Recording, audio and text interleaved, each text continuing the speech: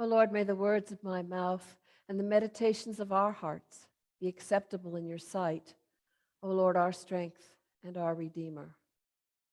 Amen.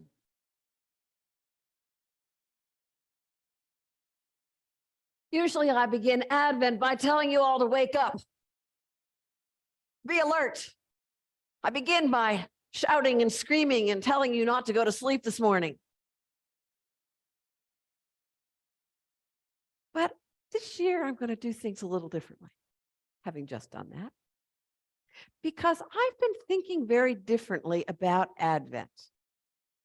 Somehow during this past week, it has struck me. We got to last Sunday. Do you remember that was Christ the King Sunday last week?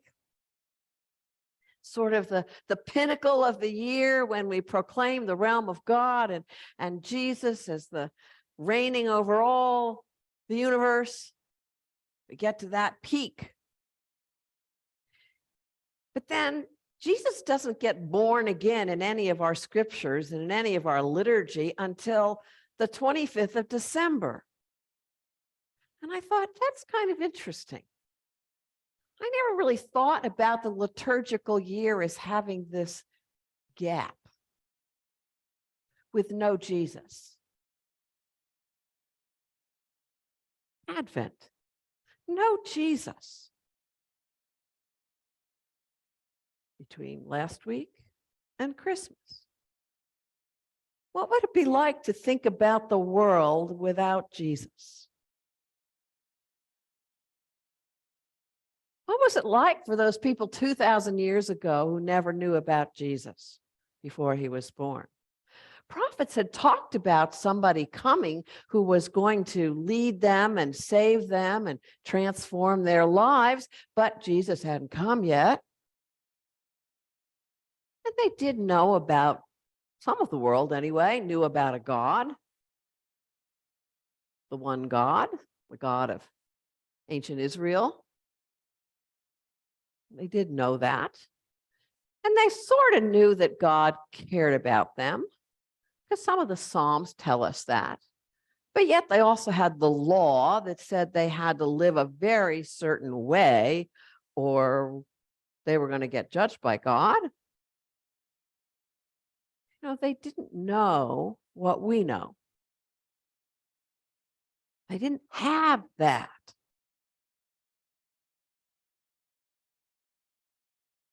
And I wonder where we'd all be if Jesus had never come, if we were still waiting. And based on the fact that most of us are Northern European, if we took what would have come down to us over the ages, if it never changed, we'd all be a bunch of pagans. Because that would have been our religious heritage. We wouldn't have had the Jewish tradition. And I don't know what would have happened to all the Muslims out there, because Muhammad did know the scriptures as we know them. And he did know about Jesus and the teachings of Jesus. So I don't know what would have happened to that tradition without Jesus. What would the world have looked like without the arrival of the man we call Jesus? Ponder that thought.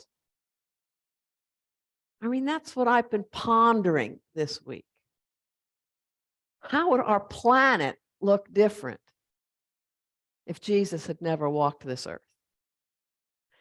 How would it look different if we were still waiting? And some of us wouldn't have even known we were waiting for somebody, all of us pagans or druids or whatever our tradition may have been from those northern climes. A little aside, I've always felt deep inside me, somewhere I was a druid priestess in another lifetime, that's where my DNA came from.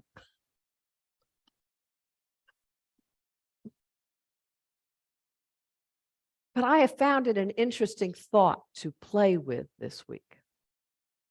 It has given new meaning for me to the thought of waiting, watching, hoping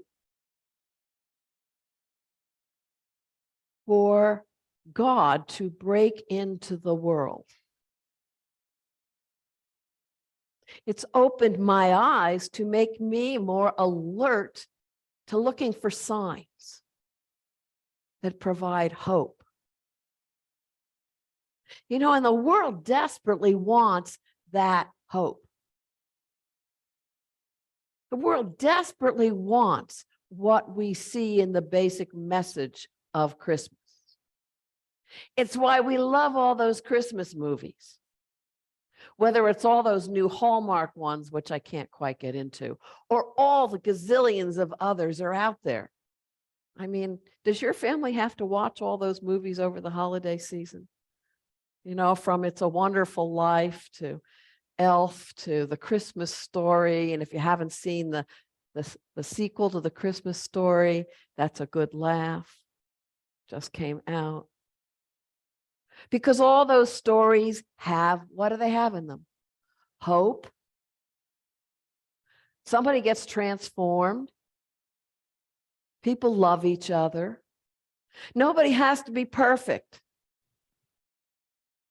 You know, people who mess up like ordinary people get loved anyway in those stories. And somebody in the stories always learns about the power of love, the power of family and connection. Isn't that true? Isn't that the basic theme of all those stories? And they're so popular because we all want that so much. We want what Jesus comes to offer the world. But how easily we just miss it because we get caught up in all the stuff that's not about Jesus, not about that love, not about who God really is.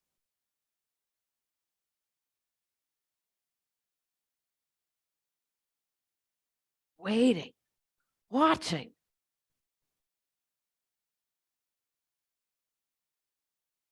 Where do you see the signs? The signs of God coming into the world and into your life.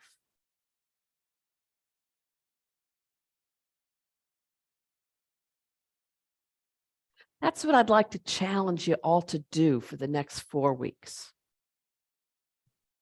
is to really look for a sign, for the reality of God in this world and in your life.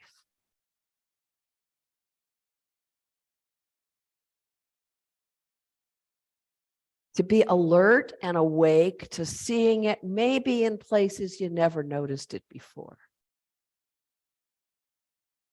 To become more aware of that presence all around you every day. We've been talking here for the entire fall about an abundance of Thanksgivings. And I love the way the colors float around the room here. I almost thought the other day, maybe I should take them down. Maybe we've had them up long enough. But I saw a few more go up, even today. And I walk around and I read them. If you have not walked around and read what's on all of our little sticky notes up there, I encourage you to do so because they're wonderful. And I especially love the ones that the children have put up. Little misspelling here and there and not perfectly, but oh, the thanksgiving and the joy is in those sticky notes. It's wonderful.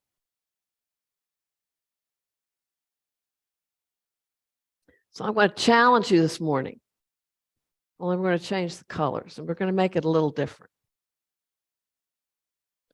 For the next 4 weeks, I would like you to look for a sign of God. And I would like you to write it on something that's red or something that's green and put it up on the wall. Little signs. So in the midst of all of our Thanksgiving, we're going to see little signs of God breaking into the world. Where did you see it? Where did you notice it? Because it's going to change you if you really start to notice it. I had one this morning that I'm going to put on a sticky note.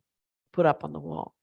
Because this morning, a little girl came to me and she handed me a picture with a Bible verse on it, a picture that she wrote.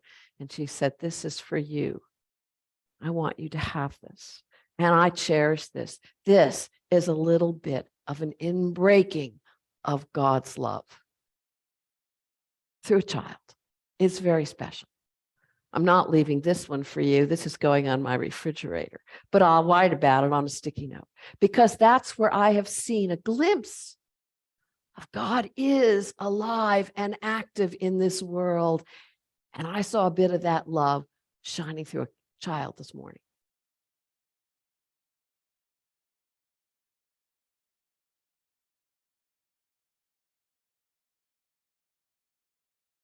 While we wait for the joy of Christmas, watch, look, be alert to all the places around you that God is breaking in.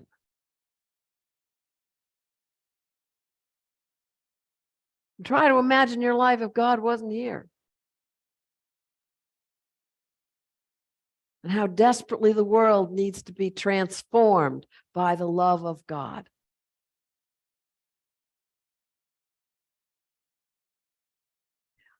The love of God shining through all of you will help to transform the world and make a difference.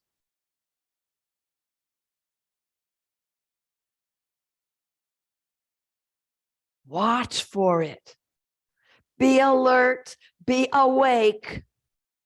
Don't go to sleep.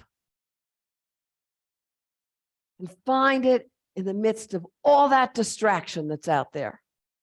And this is certainly a time of year to be distracted. Emmanuel, God with us, is coming. That's the promise. But you got to look for it. Wait, watch, be expectant. God is coming to you. Amen. And let's sing, watch or tell us